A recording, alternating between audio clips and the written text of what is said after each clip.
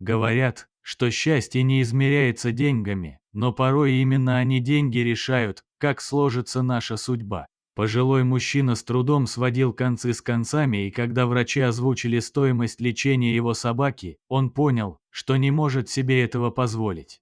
В кабинете ветеринара кроме врача был пожилой мужчина и дворняжка. Все трое сохраняли молчание, посетитель лишь рассеянно гладил свою собаку и тихонько всхлипывал. Тишину кабинета нарушали лишь горькие вздохи мужчины, который никак не мог принять необходимость расставания с другом и беззвучно плакал. Ветеринар Андрей Александрович, хотя опыт работы имел небольшой, уже не раз видел такую реакцию людей, которым приходилось усыплять своих питомцев.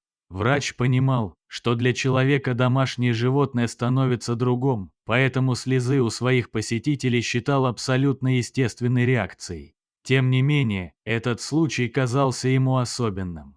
Врач вспомнил, как 3 дня назад мужчина с собакой пришли к нему впервые. Мужчина был пожилым и немногословным. Его собака Найда, 9-летняя дворняга, которая уже несколько дней не поднималась на ноги. Мужчину поведение животного испугало, поэтому он принес собаку на срочный прием.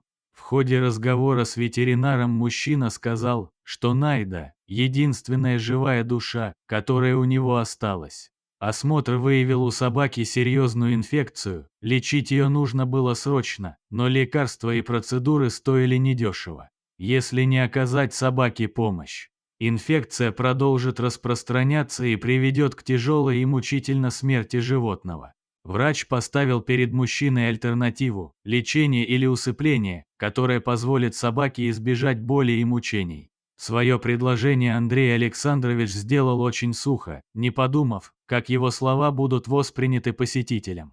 После вердикта врача мужчина положил на стол деньги, пару помятых купюр, дрожащими руками взял собаку и ушел. Мужчина со своим другом появились на пороге клиники спустя 3 дня. «Извините, я смог собрать деньги только на усыпление, чтобы она не мучилась», — сказал человек, не поднимая глаз от пола. Уже в кабинете мужчина попросил дать ему несколько минут, чтобы он мог проститься со своей подругой. Глядя на то, с какой болью эта пара прощается друг с другом, Андрей Александрович очень остро чувствовал несправедливость, царящую в мире. Иногда люди с деньгами вовсе не ценят жизнь, ни других людей, ни животных. Этот старик со своей дворнягой проявляли столь трепетные чувства, которые не купишь за деньги, но именно из-за отсутствия денег они и были вынуждены прощаться. Врач не смог сдержать охвативших его чувств, он подошел к мужчине и, положив руку ему на плечо, пообещал: «Я вылечу Найду, не надо денег, я помогу за свой счет».